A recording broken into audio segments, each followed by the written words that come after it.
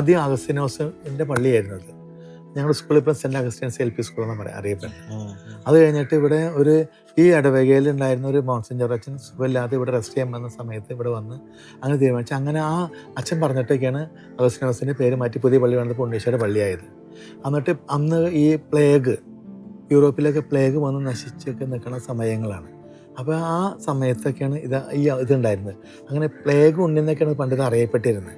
ഈ ഉണ്ണീശ്വരൻ ഇവിടെ വെച്ചതിന് ശേഷം പിന്നെ ഇവിടെ നിന്ന് ആർക്കും അങ്ങനെയുള്ള അസുഖങ്ങൾ വന്നിട്ടില്ല.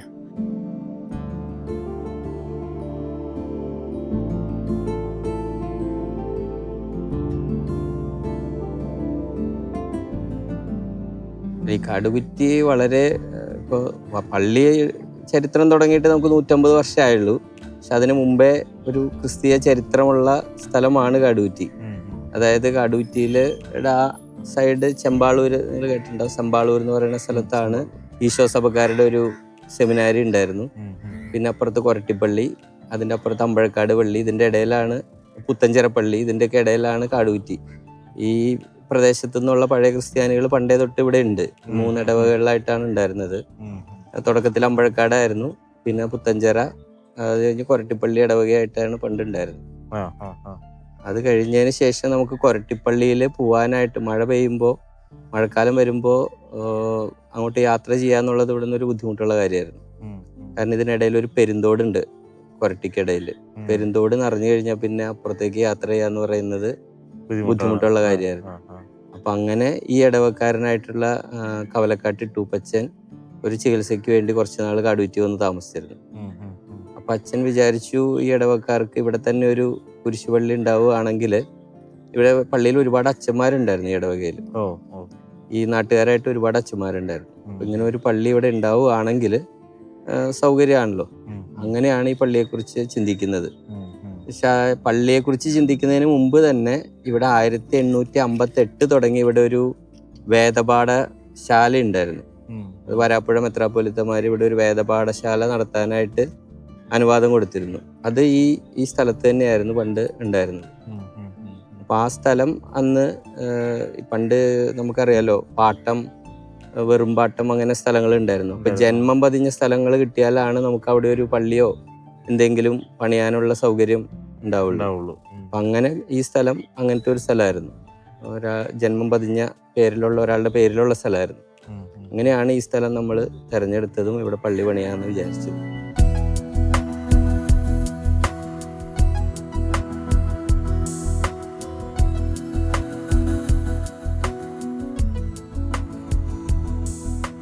സമ്പാളൂർ, സാവോ പൗലോ ഊർ അഥവാ വിശുദ്ധ പൗലോസിൻ്റെ നാട് എന്ന വാക്കിൽ നിന്നാണ് ഉത്ഭവിച്ചതെന്ന് വിശ്വസിക്കപ്പെടുന്നു. പോർച്ചുഗീസ് ഭരണകാലത്ത് സമ്പാളൂർ ജസ്യൂട്ടുകാരുടെ ഒരു പ്രധാന കേന്ദ്രമായിരുന്നു. ക്രിസ്ത്യൻ മിഷണറി പ്രവർത്തനങ്ങളുടെ ഒരു കേന്ദ്രമായിരുന്ന സമ്പാളൂരിൽ നിരവധി വിശുദ്ധന്മാരും പുരോഹിതന്മാരും എത്തിച്ചേർന്നിട്ടുണ്ട്. വിശുദ്ധ ഫ്രാൻസിസ് സേവിയർ, വിശുദ്ധ ജോൺ ബ്രിട്ടോ, അർണോസ് പാതിരി എന്നിവർ വന്നതായി രേഖപ്പെടുന്നു. മിഷണറി യാത്രയുടെ ഭാഗമായി 1542, 44, 48 എന്നീ വർഷങ്ങളിൽ വിശുദ്ധ ഫ്രാൻസിസ് സേവിയർ സമ്പാളൂർ സന്ദർശിക്കുകയും ഇന്ത്യയിലെ മിഷണറി പ്രവർത്തനങ്ങൾക്ക് ഇവിടെ ആദ്യത്തെ ക്രിസ്ത്യൻ സമൂഹം സ്ഥാപിച്ചുകൊണ്ടും അദ്ദേഹം തുടക്കമിട്ടു. ഇന്നും ഇതിൻ്റെ സ്മരണ ഉണർത്തുന്ന നിർമ്മിതികളും പുരാവസ്തുക്കളും ഇവിടെ നിന്ന് ശേഖരിക്കപ്പെട്ടിട്ടുണ്ട്.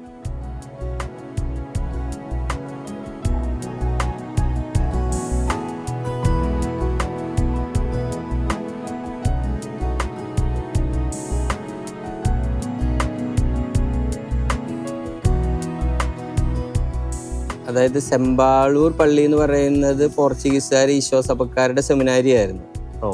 അതായത് ചെമ്പാളൂർ എന്ന് പറഞ്ഞ പൗളിനോസ് പാതിരിമാരെന്നാണ് ഈശോ സഭക്കാരെ വിളിച്ചിരുന്നത്. ചെമ്പാളൂരിന് അത്രയും ചരിത്ര പ്രാധാന്യം ഉണ്ടായിരുന്നു. ചെമ്പാളൂർ പാതിരിമാരെന്നാണ് അവരെ വിളിച്ചിരുന്നത് ഈശോ സഭക്കാരെ. അപ്പോൾ അവരുടെ സ്ഥലമാണ് സെമ്പാളൂർ. ആ. അപ്പോൾ ആ സെമ്പാളൂര് അവർ ലത്തീൻ ക്രമത്തിലായിരുന്നു. പിന്നെ നമ്മളെല്ലാവരും പണ്ട് വരാപ്പുഴ രൂപതയുടെ കീഴിലായിരുന്നപ്പോൾ, വരാപ്പുഴ വികാരിയത്തിലായിരുന്നപ്പോൾ എല്ലാവരും ലത്തീൻകാരായിരുന്നു. അത് നമുക്ക് റീത്ത് തിരിച്ചിട്ടുണ്ടായിരുന്നില്ലല്ലോ. അപ്പോൾ ഇവിടെയുള്ളവരുടെ കാര്യങ്ങളൊക്കെ വരാപ്പുഴ മെത്രാപ്പൊലിത്തമാരാണ് നോക്കിയിരുന്നത്. അങ്ങനെ വരാപ്പുഴ മെത്രാപ്പൊലിത്ത തന്നെയാണ് ഈ പള്ളി പണിയാനും അനുവാദം തന്നേക്കുന്നത്. അതിനുശേഷമാണ് എറണാകുളം അതിരൂപതയാവുന്നതും. അതിനു മുമ്പ് തൃശ്ശൂർ വികാരിയത്തിൻ്റെ കീഴിലായിരുന്നു. അത് കഴിഞ്ഞിട്ടാണ് നമ്മൾ എറണാകുളം തുടങ്ങുമ്പോൾ നമ്മൾ എറണാകുളം രൂപതയിലേക്ക് ആയി. ചാലക്കുടി പുഴയായിരുന്നു എറണാകുളം രൂപതയുടെ അതിർത്തി. അപ്പോൾ പുഴയ്ക്ക് ഇക്കരെയുള്ളത് നമ്മൾ എറണാകുളം രൂപതയിലേക്ക് വന്നു.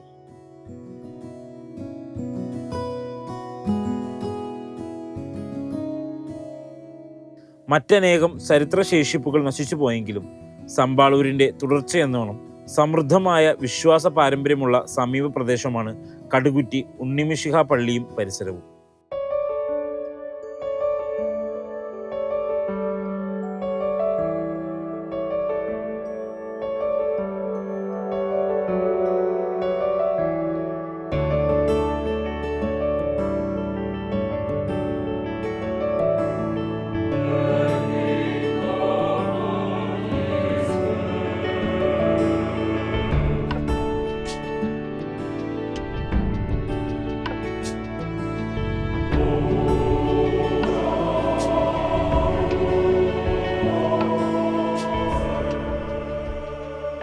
എറണാകുളം അങ്കമാലി അതിരൂപതയുടെ കീഴിലുള്ള കൊരട്ടി ഫൊറോനയിൽപ്പെട്ട 1876 സ്ഥാപിതമായ ഒരു ഇടവക ദേവാലയമാണ് കാടുകുറ്റി ഉണ്ണീശോ ദേവാലയം. ഈ അതിരൂപതയുടെ ബൗണ്ടറി എന്ന് വേണമെങ്കിൽ പറയാം, വടക്കേ അറ്റം. ഇനി തുടരുന്നത് ഇരിങ്ങാലക്കുട രൂപതയിലെ ദേവാലയങ്ങളാണ്. 1876 സ്ഥാപിതമായ പള്ളിയുടെ 150-ാം വാർഷികത്തിലേക്ക് വരെയാണ്. ശതോത്തര സുവർണ ജൂബിലി ഞങ്ങൾ ഈ 2026 ജനുവരിയിലെ തിരുനാളിനോട് കൂടി ജൂബിലി തിരി കത്തിച്ച് ഞങ്ങൾ ആ ജൂബിലി ഉദ്ഘാടനം ചെയ്യും. പിന്നെ ഒരു വർഷം നീണ്ടു നിൽക്കുന്ന നിരവധി പരിപാടികൾ പ്ലാൻ ചെയ്തിട്ടുണ്ട്. ഇടവകയെക്കുറിച്ച് പറയുകയാണെങ്കിൽ ഏകദേശം ഇപ്പോൾ 540 കുടുംബങ്ങളാണുള്ളത്. 2300-ലധികം വിശ്വാസികളും. ഈ കാലത്തിനിടയ്ക്ക് ഈ ഇടവകയിൽ നിന്ന് വേർതിരിഞ്ഞ് പുതിയ ഇടവകയായി മാറിയതാണ് അന്നനാട് സെന്റ് സെബാസ്റ്റ്യൻ പള്ളി. അവിടെ ഇപ്പോൾ ഏകദേശം 350 കുടുംബങ്ങളോളം ഉണ്ട്.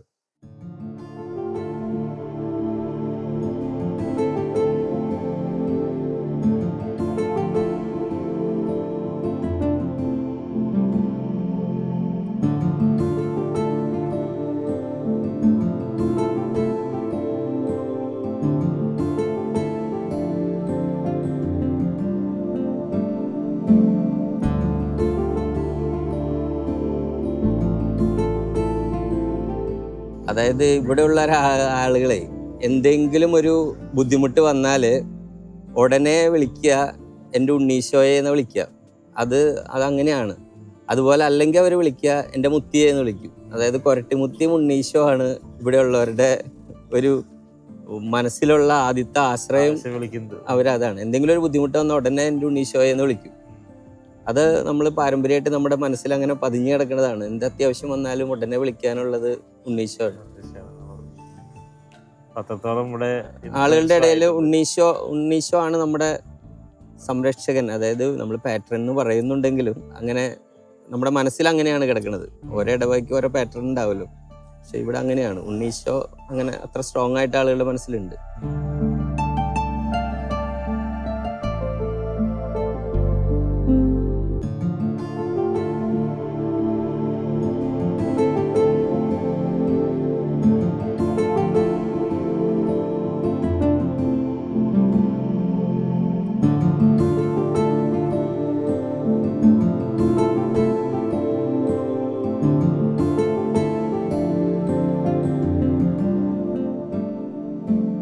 കാടുകുറ്റി പ്രദേശം എന്ന് പറഞ്ഞാൽ 3 വശം ഞങ്ങൾ ചായക്കുഴപ്പോടെ പോയിക്കൊണ്ടിരിക്കുക.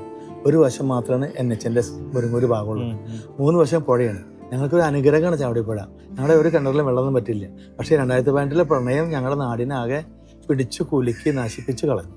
ഒരു 80% വീടുകളിലും വെള്ളം കയറി. അതിൽ 60% വീടുകളിൽ വെള്ളം ഒരു ജനൽപ്പൊക്കത്തിന് മുകളിൽ കയറി. 30% വീടുകൾ വെള്ളത്തിനടിയിലായി. മുകളിൽ കൂടെ ബോട്ട് പോയിരുന്നു. ഞങ്ങളുടെ വീടുകളുടെ മുകളിൽ കൂടെ ബോട്ട് പോകുന്നത്, സഹായിക്കാൻ പോകുന്ന ബോട്ടുകൾ. പിന്നെ രക്ഷപ്പെട്ടത് ഈ പള്ളി, ഇത് തന്നെ ചാമ്പറും പള്ളി എന്നാ പറയാം. ഇത് ഇവിടുത്തെ ഒരു ഏറ്റവും ഹൈറ്റ് കൂടിയ പ്രദേശത്തിന് പള്ളി സ്ഥാപിച്ചേക്കുന്നത്. കോട്ടമുറി ജംഗ്ഷൻ കുറച്ച് താഴെയാണ്. അവിടുന്ന് വെള്ളം കയറിയിട്ട് ഈ പള്ളിയുടെ ആ ഏറ്റവും താഴത്തെ സ്റ്റെപ്പ് ഉണ്ട്, കയറുന്ന സ്റ്റെപ്പിൻ്റെ ആ ലെവൽ വരെ വെള്ളം വന്ന് അങ്ങോട്ട് കഴുകി ഉണങ്ങിപ്പോയി. പള്ളി കഴുകിപ്പോയി എന്ന് പറയാം. സെമിത്തേരി അടക്കം കഴുകി വെളുപ്പാക്കി. പള്ളിക്കകത്ത് കഴിഞ്ഞാൽ അത് വിട്ടിട്ട് മുകളിലേക്ക് വെള്ളം വന്നില്ല. താഴത്തെ സ്റ്റെപ്പിൽ വരെ വെള്ളം വന്നു. ഇതായിരുന്നു ഈ ഉണ്ണീശയുടെ പള്ളിയായിരുന്നു ഈ കാടുവീട്ടിലെ ഈ പരിസരത്തുള്ള ഒരു അത്താണി. പിന്നെ ഈ ആശുപത്രിയിലുള്ളതിൻ്റെ ടോപ്പ് മോള് ഭാഗത്ത്. എൻ്റെ വീട് തൊട്ടപ്പുറത്താണ്. എൻ്റെ വീടിൻ്റെ പടിക്കൂടൊക്കെ ഈ പള്ളി കഴുകിയ വെള്ളം എൻ്റെ വീടിൻ്റെ റോട്ടിൽ കൂടെ പോയത്. ഞാനന്ന് കാലത്ത് 2018 ഓഗസ്റ്റ് 15 ഞാൻ എക്സർവൈസ്മെൻ്റാണ്. ഞങ്ങൾ വാർഷികമായിരുന്നു. ഞങ്ങൾ ഫ്ലാഗ് അഴിക്കാൻ വേണ്ടി 4 മണിക്ക് ചെല്ലുന്ന സമയത്ത് അവിടെ ഇത്ര വെള്ളമുണ്ട് പഞ്ചായത്തിന് ബസ് സ്റ്റാൻഡിൽ. അപ്പം ഞാൻ വിചാരിച്ചു മഴ പെയ്തുകൊണ്ടിരിക്കാൻ മഴവെള്ളം എന്ന് വിചാരിച്ച്. സത്യം പറഞ്ഞത് പുഴ പൊട്ടി ഊതി വന്നിട്ടുള്ള മലവെള്ളമായിരുന്നു. രാത്രി കൊണ്ട് നിറഞ്ഞു, ചാലക്കുടി നിറഞ്ഞു. നേരം വെളുത്ത് ഞാൻ പള്ളിക്ക് വരുമ്പോൾ എനിക്ക് ഫസ്റ്റ് ഫോൺ കോളാണ്. എൻ്റെ വീട് തൊട്ടപ്പുറത്ത് തന്നെ തറവാട്, അമ്മയുണ്ട് അവിടെ. പിന്നെ എൻ്റെ അനിയൻ്റെ സുഖമില്ലാത്ത കുട്ടിയാണ്. ചേട്ടൻ ഓടി പോയി വീട്ടിൽ വെള്ളം കയറിയെന്ന് പറഞ്ഞു. ഞാൻ ഓടി ചെല്ലുമ്പോൾ അമ്മ എന്നെ അവനെ പിടിച്ച് നിർത്താണ്. ഞങ്ങൾക്ക് ഫ്രണ്ടിൽ കൂടെ വന്ന് ഞങ്ങൾ പിന്നിൽ കൂടെ പറമ്പിൽ കൂടെ വന്ന് എൻ്റെ വീട്ടിലേക്ക് അമ്മനെ കൊണ്ടുവന്ന് തിരിച്ച് ചെന്ന് നോക്കിയപ്പോഴേക്കും വീടിനകത്തേക്ക് വെള്ളം കയറി തുടങ്ങി. ഒന്നും എടുക്കാൻ പറ്റിയില്ല അവൻ്റെ വീട്ടിൽ, തറവാട്ടിൽ. അത് 10 കിലോൻ്റെ അരിയുടെ ചാക്ക് ആ ഡൈനിങ് ടേബിൾ മുകളിൽ വെച്ചിട്ടു. 3 ദിവസം ചെന്ന് നോക്കിയപ്പോൾ അരിയുടെ ഒക്കെ വീർത്ത് പൊന്തി പറമ്പിൻ്റെ അറ്റത്ത് പോയി കിടക്കാം. ജനൽപ്പൊക്കത്തിൻ്റെ മുകളിലെ വെള്ളം കയറി. അത് ആ വീട്. പക്ഷെ ചില വീടുകളൊക്കെ മുങ്ങിപ്പോയി, കംപ്ലീറ്റ് ഡെഡ്, ഭയങ്കര ലോസ് ആയിരുന്നു. ഞങ്ങൾ ഭീതിപ്പെടുത്തുന്ന അവസ്ഥയായിരുന്നു. ഞങ്ങൾ ഇവിടെ നിന്ന് നടക്കും. ഞങ്ങളുടെ പള്ളി അന്ന് വികാരച്ചൻ ബൈജു അച്ഛനാണ്. അച്ഛൻ ഒരു വൈകുന്നേരം ഒരു വീട്ടിൽ 2 സ്ത്രീകൾ രക്ഷിക്കാൻ പോയിട്ട് അച്ഛൻ രാത്രി കിട്ടുന്നില്ല, ഫോണും കിട്ടുന്നില്ല. ഞങ്ങൾ വിചാരിച്ച ദൈവം എന്താവും. അച്ഛൻ നേരം വെളുപ്പിനെ എവിടേക്ക് എത്തണേ, എങ്ങനെയൊക്കെ പോയി വളഞ്ഞു ചീറ്റാൻ അച്ഛൻ എവിടേക്ക് പള്ളിക്ക് എത്തണം. പിന്നെ ഇവിടെ ആഘോഷങ്ങളുടെ, ഞങ്ങൾക്കെല്ലാം കഷ്ടപ്പാടുകളുടെയും ആഘോഷങ്ങളുടെയും ഒരു ഇതായിരുന്നു. എവിടെ സാധനങ്ങൾ ഈ ഫ്ലഡ് റിലീഫിനുള്ള സാധനങ്ങൾ വന്നാലും ചാലക്കുടി ഭാഗത്ത് വന്നത് എവിടെ കൊടുക്കാമെന്ന് ആർക്കും അറിയില്ല. ആൾക്കാർ അന്വേഷിക്കാൻ പറയും കാടുറ്റിപ്പള്ളി ഒരു ബൈജാച്ചനുണ്ട്, ഇവിടെ കൊണ്ട് കൃത്യമായിട്ട് കൊടുക്കുന്നു പറയും. ഇവിടെ സാധനങ്ങൾ വന്നുകൊണ്ടിരിക്കുകയാണ് ലോറികളിൽ. ഞങ്ങൾ രാത്രി ഞങ്ങളുടെ ഈ കാറ്റീസ് ഓഫീസും ഞങ്ങളുടെ ഈ പരീക്ഷകളിലൊക്കെ അട്ടിയിട്ട് വയ്ക്കുക. പിറ്റേ ദിവസം ആൾക്കാർ വരും, കൊണ്ടുപോയി കൊടുക്കുക, വണ്ടി വിളിക്കുക, വെള്ളം ഇറങ്ങിയ ഭാഗത്ത് കൊണ്ടുപോയി കൊടുക്കുക. അങ്ങനെ ഞങ്ങളുടെ പണികളായിരുന്നു. കട്ടിലൊക്കെ ഞങ്ങൾ എല്ലാ വീട്ടിലും കട്ടിലുകൾ കൊടുത്തു, ബെഡുകൾ കൊടുത്തു. ആന്ധ്രയിൽ നിന്ന് 2 ലോറി നിറച്ച് അരിയും അലുമിനിയം കലും ചട്ടിയും കലം വെക്കാനുള്ള പാത്രങ്ങളും അരിയും ആയിട്ട് വന്നു. അവർ പോട്ടയിൽ വന്ന് അന്വേഷിക്കുകയാണ്. പോട്ടയിൽ ചാലക്കുടിക്ക് അപ്പുറത്ത് തന്നെ പോട്ട, ഡിവൈൻ ധ്യാന കേന്ദ്രത്തിന് അപ്പുറത്ത് ആശ്രമം. ഇത് എവിടെ കൊടുത്താലും ശരിക്കും ആൾക്കാർ കിട്ടാമെന്ന് ചോദിക്കുകയാണ്. അപ്പോൾ ആരും ഒരു ചേട്ടനെ പറഞ്ഞു കൊടുത്തത് പിന്നെ കാടുറ്റിപ്പള്ളി ഒരു ബൈജാച്ചൻ ഇവിടെ കൊണ്ട് കൊടുത്താൽ എല്ലാവർക്കും കൃത്യമായിട്ട് കിട്ടുന്നു. ആ വണ്ടി ഇവിടേക്ക് വരെ രാത്രി ഞങ്ങൾ അൺലോഡ് ചെയ്ത് ഇറക്കാണ്. എന്നിട്ട് പിറ്റേ ദിവസം ഞങ്ങൾ ആ സാധനം വണ്ടി കയറ്റി ഞങ്ങൾ കൊണ്ടുപോയി കൊടുക്കുകയാണ്, ഡിസ്ട്രിബ്യൂട്ട് ചെയ്യണം. ഞങ്ങൾക്ക് ശരിക്കും ഒരു എന്താ പറയുക, ഒരു യജ്ഞമായിരുന്നു, കാരുണ്യ യജ്ഞമായിരുന്നു ഞങ്ങളുടെ ഫ്ലഡ്. ഞങ്ങൾ അതിൻ്റെ പേരിൽ ഞങ്ങളുടെ നാട്ടിലുള്ള ആൾക്കാരൊന്നും എല്ലാവരും സഹായിക്കാൻ ഇവിടെ വരാം. വെള്ളം ഇറങ്ങിയാൽ ഒരു 6-5 ദിവസം വെള്ളം പിടിച്ചു. പിന്നെ വീട്ടിലേക്ക് ഇത്രയും ചെളിയാണ്. അച്ഛൻ അവിടെ ഇവിടെയൊക്കെ വിളിച്ച് പറഞ്ഞ് അച്ഛനാകും പഠിക്കുന്ന പിള്ളേരെ സെമിനാരിൽ നിന്ന് വിളിക്കുക, ആന്ധ്രയിൽ നിന്ന് വരെ പിള്ളേരെ സെമിനാരിൽ നിന്ന് ഇവിടെ വന്ന് സഹായിക്കാൻ. അവർ വന്നൊക്കെ ഞങ്ങൾ അവരെ ഭാഗത്ത് പോയിട്ടൊക്കെ സഹായിച്ചാൽ വീട്ടിൽ ആരും ഉണ്ടാവില്ല, അപ്പനമ്മ മാത്രമേ ഉണ്ടാവുള്ളൂ സഹായിക്കാൻ. അവിടെ പോയി ഞങ്ങൾ ചീലയൊക്കെ വാരിക്കളഞ്ഞ് സഹായിച്ച് വണ്ടിയും കൊണ്ട് മോട്ടർ കൊണ്ടൊക്കെ അടിച്ച് കഴുകി കളഞ്ഞ് പുറത്ത് പോകുന്നത്. ഇപ്പോൾ ഓർക്കുമ്പോൾ ഞങ്ങൾക്കൊരു പേടിയാണ് ഫ്ലഡ് എന്ന് വെച്ചാൽ. വെള്ളം നമുക്ക് ഇങ്ങനെ ഇത്രയും അപകടകാരിയാണെന്നും ഇത്ര എന്താ പറയുക നമ്മളെയൊക്കെ പിടിച്ചു കൊണ്ടുപോകുന്നൊക്കെ നമുക്ക് അന്നാ മനസ്സിലാവണേ. ഒഴുക്കിൽ പെട്ട് കഴിഞ്ഞാൽ പോകണതാണ്. വെള്ളത്തിൽ കൂടെ പോകണം കാണണം, കട്ടിലും സാധനങ്ങളും പോത്തും എരുമയൊക്കെ. ഒരു ഭയങ്കര ഒരു പേടിപ്പെടുത്തുന്ന ഒരു അനുഭവമായിരുന്നു 2018 ഫ്ലഡ് ഞങ്ങളെ സംബന്ധിച്ചിടത്തോളം. പക്ഷെ ഞങ്ങൾ അതിൽ നിന്നൊക്കെ റിക്കവർ ചെയ്ത് പോകുന്നു. അതിനകത്തുള്ള ഏറ്റവും വലിയ റോള് ഈ പള്ളിയുടെയാണ്. ഈ പള്ളി ഉണ്ണീശ്വര നാമത്തിലുള്ള പള്ളിയാണ്. ഉണ്ണീശ്വരുടെ സഹായം ശരിക്കും ഉണ്ടായിരുന്നു. ഒരു കാഷ്വാലിറ്റി പോലും കാടിറ്റ് ഭാഗത്ത് ഉണ്ടായില്ല ഇത്രയും വെള്ളം വന്നിട്ട്. ഹെലികോപ്റ്റർ വന്നതിൻ്റെ മുകളിൽ ബോട്ട് വന്നു, പറവൂരുന്ന ബോട്ട് കൊണ്ട് ഇവിടേക്ക് വന്നേ വെള്ളത്തിൽ കൂടെ. എന്നിട്ടാണ് ഒരു വീട്ടിൽ നിന്ന് 33 ആൾക്കാരെ രക്ഷപ്പെടുത്തി കൊണ്ടുപോയത്. ആ വെള്ളത്തിൻ്റെ മുകളിൽ, ആ മുകളിൽ 2ാം നിലയിൽ സൂക്ഷിച്ച് നിൽക്കണം അവർ. വെള്ളം അവരെ അടിക്കൂടെ വെള്ളം നിറഞ്ഞ് വെള്ളം മുകളിലേക്ക് എത്തിയപ്പോഴാണ് ബോട്ട് വരണേ. ഒരു കണക്കിന് അവർ കയറ്റിക്കൊണ്ട് ബോട്ട് പോകണത്. എന്നിട്ടാണ് ഇവിടെ കൊണ്ട് അവർ രക്ഷിച്ച് അന്നാട് കൊണ്ടുപോയിട്ട് വലിയ വീട്ടിൽ കൊണ്ടുപോയാക്കിയത്. ഇതിനൊക്കെ പ്രേരക ശക്തിയായിട്ട് പ്രവർത്തിച്ചത് ഈ പള്ളിയിൽ ഉന്നയിച്ചതാണ്.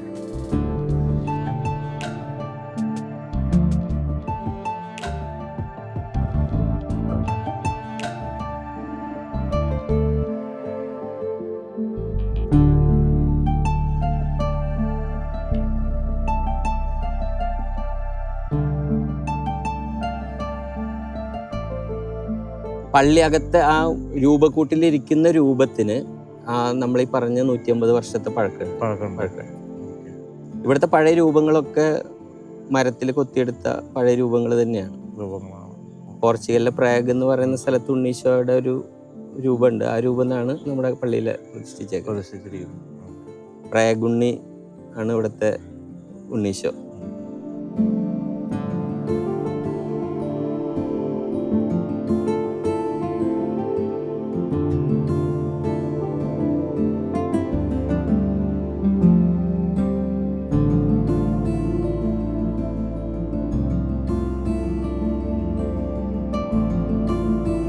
ഇവിടുത്തെ നാനാജാതി മതസ്ഥരായിട്ടുള്ള ആളുകൾ ഈ ഉണ്ണീശോ ദേവാലയത്തിൽ അവരുടെ വ്യക്തിപരമായ അവരുടെ ആവശ്യങ്ങൾ, അവരുടെ സങ്കടങ്ങൾ ഉണർത്തിക്കാനൊക്കെ ധാരാളം ആയിട്ട് വരുന്നത് കാണാം. അതുപോലെ ഇവിടുത്തെ ഇതര മതവിശ്വാസികളായിട്ടുള്ളവരും ഈ ദേവാലയത്തെ ഒരു ആത്മീയ കേന്ദ്രമായിട്ട് കാണുകയും ഇവിടുത്തെ എല്ലാ കാര്യങ്ങളിലും സഹകരിക്കുകയും ചെയ്യുന്നവരാണ്.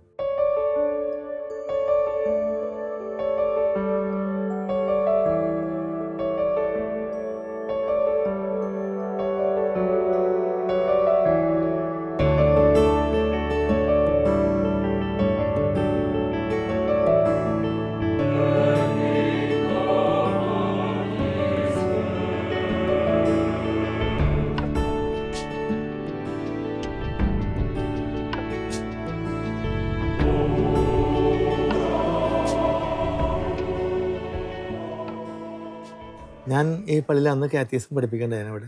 അപ്പോൾ ഞാനിങ്ങനെ എൻ്റെ തൊട്ടടുത്ത വീട്. അപ്പോൾ ഞാൻ ഇപ്പോൾ ഈ പള്ളിയിലേക്ക് ഒരു സ്വന്തം കാര്യത്തിന് പള്ളിയിൽ വന്ന് നോക്കിയപ്പോൾ ഒരു അമ്മച്ചിയും ഒരു കൊച്ചിനെയും കൊണ്ടുവന്ന് കരഞ്ഞ് ഉണ്ണീശ്വരുടെ അടുത്ത് വന്ന് കരഞ്ഞ് തിരികെത്തിക്കുകയാണ്. ഉച്ച നേരത്താണ്. അപ്പോൾ എനിക്ക് അറിയാത്ത ഒരാളാണ്. അപ്പോൾ ഞാൻ ചെന്ന് കഴിഞ്ഞ എല്ലാ പ്രാർത്ഥനയും പുറത്തിറങ്ങി ഞാൻ ചോദിച്ചു, അമ്മച്ചി എനിക്ക് മനസ്സിലായില്ല, ഇവിടുത്തെ ആളല്ലല്ലോ എന്ന് പറഞ്ഞു. അപ്പോൾ ഞാൻ ഇവിടെ ഉള്ളതല്ല, ഞങ്ങൾ എൻ്റെ കസിൻസ് ഇവിടെ കാടുവീട്ടിലുണ്ട്, അവർ പ്രാർത്ഥിച്ചിട്ട് എനിക്ക് അനുഗ്രഹം കിട്ടിയിട്ട് ഞാൻ കൊച്ചിനെ കൊണ്ട് നന്ദി പറയാൻ വന്നാന്ന് പറഞ്ഞു. അപ്പോൾ ഞാൻ എന്താ കിട്ടിയെന്ന് ചോദിച്ചു. ആ കൊച്ചിനിങ്ങനെ ബൈ ബർത്തിൽ ഒരു അസുഖം ഉണ്ടായിരുന്നു, അതിങ്ങനെ കുറേ ട്രീറ്റ്മെൻറ്റാണ്. ഇപ്പോൾ ഉണ്ണീശോയുടെ നൊവേന നേർന്ന് പ്രാർത്ഥിച്ച് 9 നൊവേന നേർന്നത്, 7 നൊവേന 6 നൊവേന ആയപ്പോഴേക്കും കൊച്ചിന് സുഖമായി.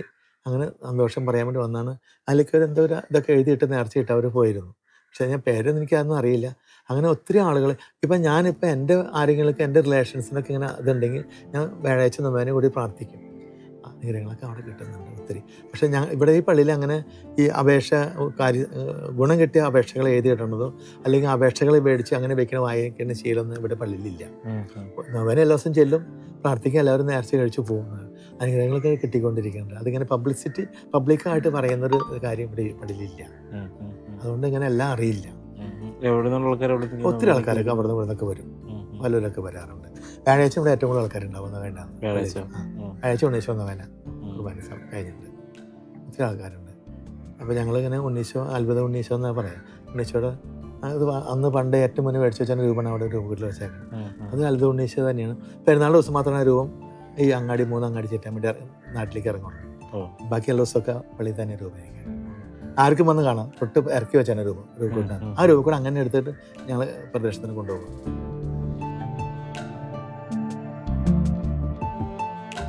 മാതാപിതാക്കൾ അധികവും തങ്ങളുടെ കുട്ടികളുടെ ഭാവിയെക്കുറിച്ചുള്ള വളരെ വലിയ സ്വപ്നങ്ങളും അതേക്കുറിച്ചുള്ള ആശങ്കകളും ഒക്കെ പുലർത്തുന്നവരാണല്ലോ. അതാണ് അധികം പേരും നിയോഗങ്ങളായിട്ട് ഇവിടെ ദേവാലയത്തിൽ വരുന്നത്. അവരുടെ കുഞ്ഞുങ്ങളെ കുറിച്ചുള്ള മാതാപിതാക്കളുടെ സ്വപ്നങ്ങൾ, അവരുടെ കരിയറിനെ കുറിച്ചും അവരുടെ നല്ല ഉപരിപഠനത്തെക്കുറിച്ചൊക്കെയുള്ള, അത് കൂടാതെ മറ്റ് കുടുംബ ബന്ധങ്ങളിലുള്ള, അതുപോലെ കുട്ടികളുടെ വളർച്ചയെക്കുറിച്ചുള്ള, കുടുംബ ബന്ധങ്ങളിലും അതുപോലെ അവരുടെ സാമൂഹ്യ ജീവിതത്തിലൊക്കെയുള്ള അവരുടെ ആവശ്യങ്ങൾ ഉണർത്തിച്ച് പ്രാർത്ഥിക്കുന്ന ധാരാളം, അതുപോലെ പ്രാർത്ഥനാ സഹായം ആവശ്യപ്പെട്ട് വരുന്നതും പലപ്പോഴും ഞാൻ കാണാറുണ്ട്.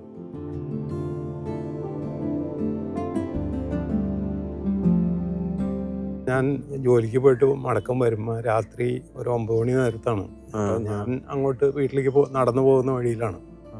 അപ്പം എനിക്ക് തൊട്ട് മുമ്പായിട്ട് ഒരാൾ എന്നെ ഇങ്ങോട്ട് കവർ ചെയ്ത് പോയി. അത് കഴിഞ്ഞിട്ട് ഞാൻ അങ്ങോട്ട് നടന്ന് ചെല്ലുമ്പോഴാണ്, ഇപ്പം നല്ല നിലാവുള്ള ദിവസമായിരുന്നു, അപ്പം ചെന്ന് അവിടെ ചെന്ന് പെട്ടെന്ന് ഈ നിഴലിൽ കിടക്കായിരുന്നു തോന്നണേ. അത് കവർ ചെയ്ത് റോഡ് ക്രോസ് ചെയ്ത് പോണ സമയത്താണ്. അപ്പം ഞാൻ പെട്ടെന്ന് എന്ത് ചെയ്ത് കഴിഞ്ഞാൽ അതിന് ചവിട്ടി വഴി തന്നെ ഇത് ചീറ്റി കടിച്ചെങ്കിലും പക്ഷെ അത് എനിക്ക് കാല് കുടഞ്ഞപ്പോൾ അത് കാൽമേന്ന് വിട്ടുപോയി. സാധാരണ അണലി കടിച്ചു കഴിഞ്ഞിട്ടുണ്ടെങ്കിൽ കുളത്തി പിടിച്ചിരിക്കുന്ന പറയാം, വിട്ടുപോകില്ല എന്ന് പറയാം. എൻ്റെ കാൽമേന്ന് വിട്ടുപോയി. അപ്പം പാമ്പാണ് എന്നുള്ളത് ഞാൻ കണ്ടു. അങ്ങനെ പിന്നെ അവിടെ ഇരുന്ന് കുറച്ച് ഞാൻ ഒരു 30 സെക്കൻഡ് ഞാൻ ഇരുന്ന് സ്തുതിച്ച് അവിടെ താഴ്ത്തിയിരുന്നു അവിടെ. അത് കഴിഞ്ഞ് കഴിഞ്ഞപ്പോൾ അപ്പോഴേക്കും അവിടെ ഞാൻ ഒച്ച ഉണ്ടായിട്ടുണ്ടാവും, എന്തെങ്കിലും ഒച്ച ഉണ്ടാക്കിയിട്ടുണ്ടാവും. അപ്പോൾ അടുത്തുള്ള വീട്ടുകാരൻ എന്താന്ന് ചോദിച്ചു. ഞാൻ അങ്ങനെ ഒന്നുമില്ല, ഒരു തുണി കൊണ്ടുവരാമോന്ന് ചോദിച്ചു. അങ്ങനെ ഒരു തുണി കഷ്ണം കൊണ്ടുവന്ന് അപ്പോൾ ഞാൻ അത് വെച്ച് കെട്ടി. അത് കഴിഞ്ഞ് കഴിഞ്ഞപ്പോഴാണ് അതിക്ക് മുന്നേ ഇത് കണ്ടു കഴിയുമ്പോൾ എന്താ പറ്റിയെന്ന് ചോദിച്ചപ്പോൾ ഞാൻ പറഞ്ഞു പാമ്പ് കടിച്ചു എന്നാണ്. അപ്പോൾ അവനാകെ പതിച്ചു. അപ്പോൾ പിന്നെ ഞാൻ തുണി വാങ്ങിച്ച് ഞാൻ കെട്ടാൻ പറഞ്ഞതാണ്, അവനോട് കെട്ടാൻ പറഞ്ഞപ്പോൾ അവന് പറ്റിയില്ല. എന്നിട്ട് ഞാൻ തന്നെ വാങ്ങിച്ച് കെട്ടി. അത് കഴിഞ്ഞപ്പോൾ ഞാൻ പറഞ്ഞു വീട്ടിൽ പോയി അറിയിച്ചിട്ട്, വീട് അടുത്ത് തന്നെയാണ്. അപ്പോൾ അവിടെ നിന്ന് ആരെങ്കിലും വിളിച്ച് അനിയന്മാർ അവിടെ ഉണ്ട്, അപ്പോൾ അവരെ വിളിക്കാൻ പറഞ്ഞു. അവർ വണ്ടി വിളിച്ചിട്ട് വേഗം വരാൻ പറഞ്ഞു. അങ്ങനെ ഒരാളെപ്പൻ്റെ വണ്ടീൻ്റെ അവിടെ. അപ്പോൾ അവിടെ പോയി അവരെ വിളിച്ച് അങ്ങനെ ആ വണ്ടിക്ക് ഇവിടെ നിന്ന് നേരെ പോയി.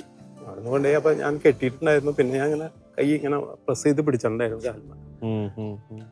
അത് കഴിഞ്ഞ് റെയിൽവേ ക്രോസിൻ്റെ അവിടെ ഇരുന്ന്, ഇപ്പം അന്ന് റെയിൽവേ ക്രോസ് ഉള്ള സമയമാണ്. അവിടെ ഇരുന്ന് കഴിഞ്ഞപ്പോൾ അവിടെ അടച്ചിട്ടേക്കാം. അപ്പോൾ അവരോട് പറഞ്ഞു കഴിഞ്ഞപ്പോൾ അവർ പറഞ്ഞു തുറക്കാൻ പറ്റില്ല എന്ന് പറഞ്ഞു. ഒരു 15 മിനിറ്റ് നേരത്തോളം അവിടെയും ബ്ലോക്കായി. അപ്പോഴും എനിക്ക് ഈ സ്തുതിപ്പ് കഴിഞ്ഞാൽ പിന്നെ എനിക്ക് ഭയം ഉണ്ടായിട്ടില്ല എന്ന് പറഞ്ഞാൽ എനിക്ക് അതിനെപ്പറ്റി ഒരു ഇതൊന്നുമില്ല. അത് കഴിഞ്ഞ് വീട്ടിൽ ചെന്ന് പറഞ്ഞപ്പോൾ വൈഫിനും, അപ്പോൾ പുള്ളിക്കാരത്തി ഉടനെ തന്നെ ബൈബിൾ എടുത്ത് വായിച്ചു നോക്കി. അപ്പോൾ വായിച്ചു നോക്കിയപ്പോൾ എന്തോ ഇതായിട്ടുള്ളത് കണ്ടു. അത് പിന്നെ പുള്ളിക്കാരത്തിക്കും പേടിയുണ്ടായിരുന്നില്ല എന്നപ്പോൾ അതൊക്കെ കഴിഞ്ഞാൽ അത് കുഴപ്പമില്ല എന്നുള്ള രീതിയിൽ സാരമില്ല എന്നുള്ള മട്ടിൽ പോയി. അത് കഴിഞ്ഞ് ഹോസ്പിറ്റലിൽ ഇവിടെ നിന്ന് റെയിൽവേ ഗേറ്റ് 5 മിനിറ്റ് കഴിഞ്ഞ് കഴിഞ്ഞപ്പോൾ തുറന്ന് അങ്ങനെ നേരെ പോയി. അവിടെ ചെന്ന് കഴിഞ്ഞ് കഴിഞ്ഞാൽ അവർ അപ്പോൾ തന്നെ ബ്ലഡ് എടുത്തു കഴിഞ്ഞിട്ട് നോക്കി കഴിഞ്ഞപ്പോൾ ബ്ലഡിലില്ല. അപ്പോൾ അവർ പറഞ്ഞ് കെട്ട കഴിച്ചോളാം. കെട്ട കഴിച്ചൊരു 5 മിനിറ്റ് കഴിഞ്ഞപ്പോൾ ശരീരത്തിൽ പോയ്സൺ കയറി. അങ്ങനെ പിന്നെ MIC കയറ്റി 36 വയൽ ആൻറ്റിബയോട്ടിക് കയറ്റി.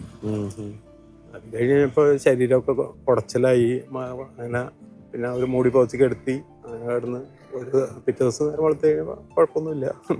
അപ്പോഴാണ് നമ്മൾ ജീവിച്ചിരിക്കേണ്ടെന്നുള്ളത് അറിഞ്ഞത്. എനിക്ക് പരിപൂർണ വിശ്വാസമാണ് ഉണ്ണീശോയുടെ അനുഗ്രഹം കൊണ്ടാണ് ഞാൻ ആ സ്തുതിച്ച് അതുവരെ എൻ്റെ നെഞ്ചൊക്കെ കിടന്ന് പെട്ടപ്പെടാൻ ഇടിക്കുകയായിരുന്നു. അത്ര ശക്തിയായിട്ടുള്ള നെഞ്ചിടിപ്പുണ്ടായിരുന്നു എനിക്ക്, ഭയം കൊണ്ടുള്ളത്. അത് കഴിഞ്ഞ് ആ സ്തുതിച്ച് കഴിഞ്ഞിട്ട് എനിക്ക് പിന്നെ ആ നെഞ്ചിടിപ്പ് പോയി. ഇപ്പം റെയിൽവേ സ്റ്റേഷൻ ക്രോസിൽ അവിടെ ബ്ലോക്ക് വന്നെങ്കിലും ആ സമയത്തൊന്നും എനിക്ക് പേടിയില്ല. ഞാൻ 25 വർഷം എത്തിയപ്പോൾ ഞാൻ കൃതജ്ഞത ബലി അർപ്പിച്ചു. അങ്ങനെ എൻ്റെ അച്ഛനായിട്ട് പറഞ്ഞ് ഞാൻ എല്ലാവരും അച്ഛൻ വിളിച്ച് പറഞ്ഞു പള്ളിയിലൊക്കെ. അപ്പോൾ അന്ന് സിൽവസ്റ്റർ അച്ഛൻ CMIയിലൊരു അച്ഛൻ്റെ. അപ്പോൾ അച്ഛൻ ഞങ്ങളുടെ റിലേറ്റീവാണ്. അച്ഛൻ അന്ന് ഇതേമാതിരി തന്നെ ഈ ധ്യാനങ്ങൾക്കൊക്കെ പോകാറുണ്ട്. അപ്പോൾ എൻ്റെ ഈ അനുഭവം അച്ഛനത് പലയിടത്തും പറഞ്ഞിട്ടുണ്ട്. അന്ന് 95 ഇങ്ങനെ എൻ്റെ ഒരു ആൾക്ക് ഇങ്ങനെ ഒരു അനുഗ്രഹം കിട്ടി, ഉണ്ണിച്ചോടെ അനുഗ്രഹം എന്നൊക്കെ അച്ഛൻ എന്തായിട്ട് പറഞ്ഞു, ധ്യാനത്തിൽ പറഞ്ഞു.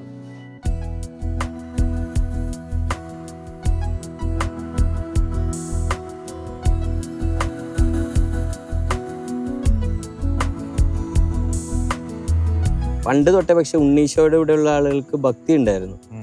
ഉണ്ണീശോയുടെ പെരുന്നാൾ തന്നെ കാര്യമായിട്ട് ആഘോഷിക്കുക. ദനഹ തിരുനാൾ പണ്ട് തൊട്ടേ ഇവിടെ ആഘോഷിച്ചിരുന്നു. പക്ഷെ അന്ന് പ്രധാന തിരുനാളായിട്ട് നമ്മൾ ആഘോഷിച്ചുകൊണ്ടിരുന്നത് വിശുദ്ധ സെബസ്ത്യാനോസിൻ്റെ തിരുനാളും ഉണ്ണീശോയുടെ തിരുനാളും കൂടി ഫെബ്രുവരിയിൽ 50 തിരുനാളായിട്ടാണ് ഇവിടെ വലിയ പെരുന്നാൾ ആഘോഷിച്ചുകൊണ്ടിരുന്നത്. പക്ഷെ അക്കാലത്തും ദനഹ തിരുനാൾ ഇവിടെ ജനുവരി 6-ാം തീയതി ആഘോഷിച്ചുകൊണ്ടിരുന്നു. ഈ പള്ളി വെഞ്ചരിച്ചേക്കുന്നതും ദനഹ തിരുനാളിൻ്റെ അന്നാണ്. എണ്ണിയാലൊടുങ്ങാത്ത അത്ഭുത പ്രവർത്തനങ്ങൾ ഇവിടെ നടന്നിട്ടുണ്ടെങ്കിലും അവയൊന്നും രേഖപ്പെടുത്തുകയോ വേണ്ട വിധം അവതരിപ്പിക്കപ്പെടുകയോ ചെയ്തിട്ടില്ല. എന്നിരുന്നാലും ഇവിടുത്തെ ഓരോ മനുഷ്യൻ്റെയും ജീവശ്വാസത്തിൽ എൻ്റെ ഉണ്ണിയെ എന്നൊരു വിളി അലിഞ്ഞു ചേർന്നിട്ടുണ്ട്.